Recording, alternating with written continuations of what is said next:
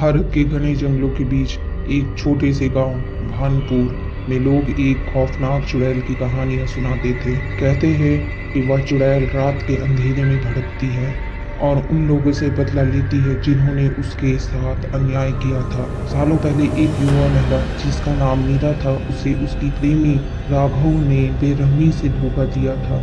जलन और क्रोध के वश में आकर राघव ने मीरा की हत्या कर दी और उसके शव को जंगल में फेंक दिया। मीरा का शव कई दिनों तक वहीं पड़ा रहा। कहते हैं कि मीरा की आत्मा ने चुड़ैल का रूप धारण कर लिया और वह गांव के लोगों से अपने कातिल का बदला लेने के लिए हर अमावस्या की रात को प्रकट होती है।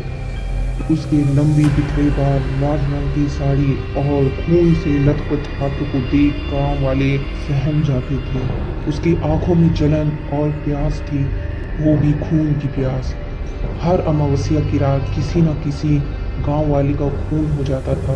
लोग कहते थे कि जो भी राघव का साथ देता वह भी मीरा की चुड़ैल रूपी आत्मा का शिकार बन जाता। गांव में एक दहशत का माहौल था। कोई भी रात में बाहर निकलने की हिम्मत नहीं करता था। लेकिन राघव, जो अब वक्त के साथ बूढ़ा हो चला था, हर रात डर के साए में जी रहा था। एक रात जब अमावस्या का अंधेरा था, राघव ने अपने घर के बाहर एक साया देखा। वह साया और कोई नहीं बल्कि मीरा की खून की प्यासी चुड़ैल थी। उसकी लाल आंखें राघव को घूर रही थी, जैसे कि वह आज उसे नहीं छोड़ेगी।